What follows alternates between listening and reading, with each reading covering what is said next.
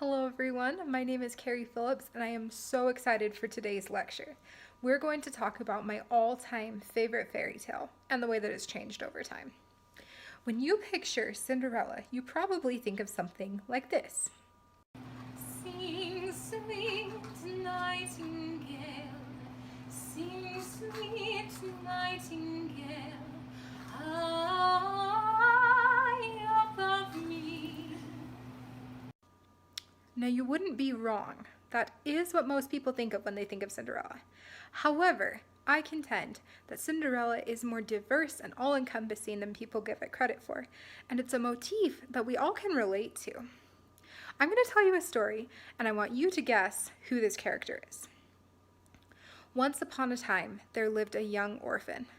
They were abused and mistreated by the people who should have been their friends, and they had to work really hard. One day, they meet a mysterious stranger who gives them new hope, a new outfit, and a social upgrade. All of a sudden, they're respected, they chase their dreams, and they win their true love. Who am I talking about?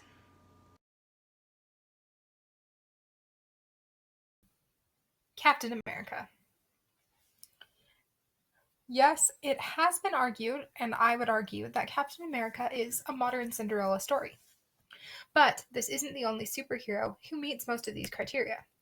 We also have Spider-Man, orphan kid, lives in the slums, given new purpose, becomes the hero, gets the girl. We even have Batman. If you exchange the pumpkin for a Batmobile,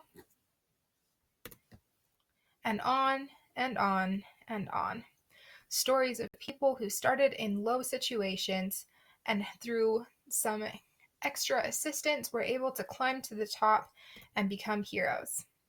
And then we get into the real stories, quote unquote, that are defined as Cinderella stories. We have Ella Enchanted, drastically different between the book and the movie, but which both have Cinderella themes. And endless Cinderella movies, some of which are much, much better than others. I would argue that the three best Cinderella movies that are based on the Cinderella story itself are Ever After, the 2015 Cinderella, and Slipper and the Rose, which is a musical that no one's heard of, but you all should watch. So by this point, we understand that Cinderella is a broad, diverse story that encompasses so many other stories. Well, let's take a look at where it started, and that will help us understand why it's become so significant. So arguably, the first Cinderella story was written in ancient Egypt in the 7th century and was actually about a real woman. Her name was Rhodopis. Rhodopis was so named because she was fair-haired and rosy-cheeked, which amused the Egyptians, and they teased her about it. She was a slave who lived in the areas around Memphis, Egypt. And according to legend, one day as she was washing, an eagle came and stole her sandal and flew off with it. It flew all the way to the center of Memphis, where the king of Egypt was holding the courts of justice. The eagle flew over him and dropped the sandal in his lap. And the king was obviously very surprised by this. So he picked up this little sandal, and he thought it was so interestingly shaped and so tiny and so pretty that he was like, I must find the maiden who fits this sandal. So he sent his servants all over the city, and finally one of them found Rhodopis wandering through the streets wearing only one shoe. They tried the sandal on, it fit, and she became the king's bride. Now the Chinese, not to be outdone by the Egyptians, say that their version of Cinderella is the first. And it goes something like this. There once was a beautiful young orphan named Ye Shen. She was good and kind and hard-working, and she had tiny, tiny feet. This was the most important attribute that someone could have in ancient China, so that will be important. Well, her wicked stepmother and stepsister made her do all of the work. And when they heard that there was going to be the Autumn Moon Festival and the prince himself was going to come, they forbade her from attending. The stepmother gave her a huge chore which she had to complete by dawn, or she would be beaten. Now, little Ye Shen had befriended a fish in the nearby river. The fish was actually her reincarnated mother, and she would go talk to her when she needed help. And so when she was given this insurmountable task, she ran crying to her mother fish, and she said, "Oh, mother, what shall I do? They won't let me go to the festival." And her mother said, "Worry not. Here is a beautiful silver dress made from fish scales, and a beautiful pair of silver shoes. Wear them to the festival, and when you return by dawn, the chores will be done." So she went to the festival and dazzled everyone, including the prince. She made it back in time, and to the stepmother's shock, the chore was finished. The second night of the festival, the stepmother gave her an even greater task, one that could not possibly be finished, and told her she must finish it by dawn or be beaten. She ran to her fish mother and said, "Please help me," and her fish mother gave her a beautiful golden dress with beautiful golden slippers. But little did Ye Shen know that her stepmother was hiding in the bushes watching. Well, Ye Shen went to the festival that night, and once again she charmed and delighted the prince, but she refused to tell him her identity. She escaped and made it back by dawn, and the chores were done. The next day, her stepmother came to her and said, "Ye Shen, you've been working so hard that I decided to make dinner for you." She held out the plate, and there, on the plate, was the fish, cooked. Obviously, Ye Shen was devastated, so she took her plate outside and wept. The spirit of her mother came to her and said, "You must eat the fish. Eat the fish and bury the bones, and all will be well." Ye Shen did not want to do this, but she did. And in the place of the bones grew a beautiful dress, the color of pearls, with matching velvet slippers. She put it on, and the whole assembly was enthralled by her beauty, including the prince. And as she ran back to get home before dawn, her slipper fell off. The prince picked it up and treasured it and declared that the woman who fit this tiny slipper was the most beautiful in all of China, and she would be his bride. Far and wide they searched, until finally they came to the house of Ye Shen, and the slipper fit. They got married and lived happily ever after.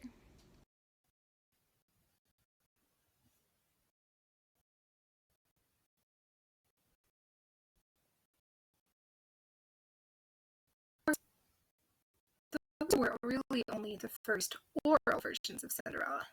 The first written version of Cinderella was in Italy in the 1500s and was called Zucchittina. Zucchittina, as you might notice, sounds like zucchini. Because yes, in this version, Cinderella, or Zucchittina, was born inside a zucchini.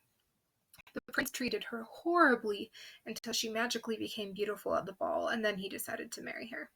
It's not my favorite, but it was the first written instance that we have of Cinderella. The most famous, of course, is Charles Perrault's version of Cinderella, in which he introduced the glass slipper, the pumpkin, and the fairy godmother. This version is the one that most people traditionally associate with Cinderella, which was popularized because of the Walt Disney Company. We also have the Brothers Grimm version, which was published 2 centuries after the Perrault version, and this one was based on folk tales in the region of Germany. More graphic, in which the stuff adding feet to try and fit into the glass slipper without success. They're eventually punished and their eyes are pecked out because they just love violence there, apparently, and they were trying to teach lessons to children. This version is popularized by Into the Woods and sticks very closely to the Grimm Brothers edition. But it's not just these 3 versions. Cinderella is absolutely universal. Every continent that's populated, at least, has more than one version of Cinderella that is adapted to their people. In the Americas, the rough-faced girl tells the story of an Indian girl who was belittled and abused by her sisters, who were jealous of her beauty. They pushed her into the fire, and she had horrible, horrible burns. and yet she remained good and kind and decent. And so, when the great warrior, the invisible chief, came to the town to find a bride, she was the only one honest enough to admit that she couldn't see him, and in doing so, she won his. This Caribbean Cinderella I read recently. It's so much fun, called Cendrillon, and it's told from the perspective of Cinderella's godmother, who is with her in the island. She has a magic stick which she uses to make Cendrillon more beautiful for the ball, and it integrates a lot of Caribbean folklore and language, which is lots and lots of fun. In true Irish fashion, they replace Cinderella with a boy, and the princess is the one who comes to rescue him and finds his shoe. It also includes a flying bull and a dragon, so that version is pretty exciting. We have a version in Africa which is startlingly similar to Ye Shen, the story I told you from China. Both involve a magic fish that grants wishes, and that is sacrificed in the end to help the main character. Princess Furball is in Eastern Europe and involves a fabulous coat of 1,000 furs that the princess wears to the ball. I haven't read the Inuit Cinderella or Kangaroo Princess, but as you can see, Cinderella is universal. So why? Why does this matter so much? Why do we tell this story over and over and over? I'm going to introduce you to something called the Dumbo effect. I read about it in the Pulitzer Prize-winning book, The Idiot, by Elif Batuman. He describes when he was in kindergarten watching the movie Dumbo for the first time with his classmates.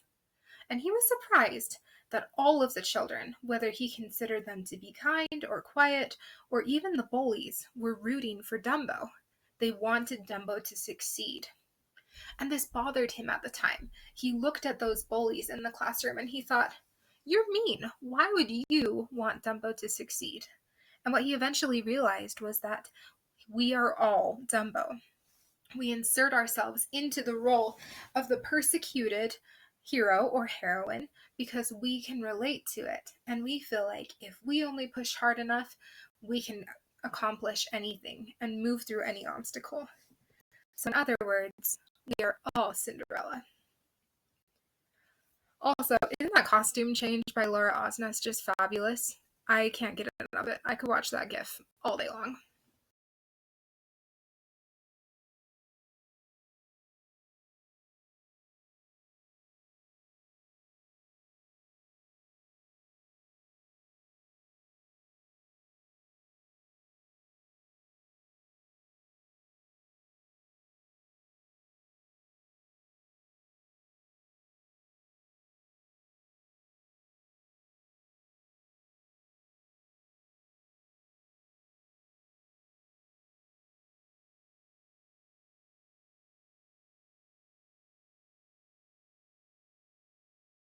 Illustrations.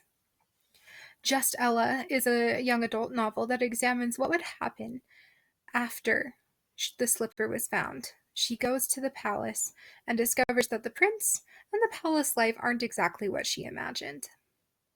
Dinorella takes a look into what would happen if dinosaurs dressed and acted like humans in the 1950s, and if Cinderella had to rescue the prince from a bunch of bullies, aka Tyrannosaurus Rexes. Cinder Edna takes a modern environmentalist, I suppose, approach to the story, where next door to Cinderella lives Cinder Edna, who finds joy and satisfaction in doing all of the chores, and who in her spare time tries to save the planet. She falls in love with the prince's younger brother, and she wears a dress that she got on layaway to the ball. This story is quirky and examines whether or not Cinderella is a character of substance. Ella Enchanted is a classic about what would happen if Cinderella was forced to obey whatever command she was given. And Cinder is one of my absolute favorites. It's a young adult fantasy novel, first in a series, that describes Cinderella as a cyborg in post-apocalyptic China. Cinderella has also been adapted to the stage many times. Laura Osnes and Santino Fontana were in the Broadway revival of the Rodgers and Hammerstein Cinderella. Their performances were absolutely charming. Go listen to the soundtrack. It could be argued that the new Anastasia is a version of Cinderella. Again, go listen to the soundtrack. It's fabulous.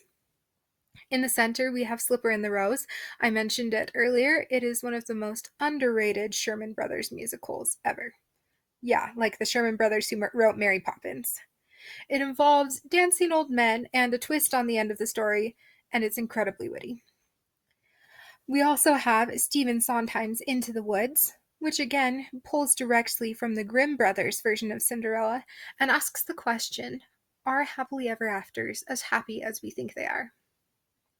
I didn't know this until making this presentation, but apparently Andrew Lloyd Webber has written a new version of Cinderella that was supposed to premiere this month. But you guessed it, coronavirus took it out. Hashtag, guess we gotta wait, but it sounds like it could be fun. Now, anyone who knows me knows that I love to give you prompts because I can talk all you want, but eventually you just need to sit down and start writing.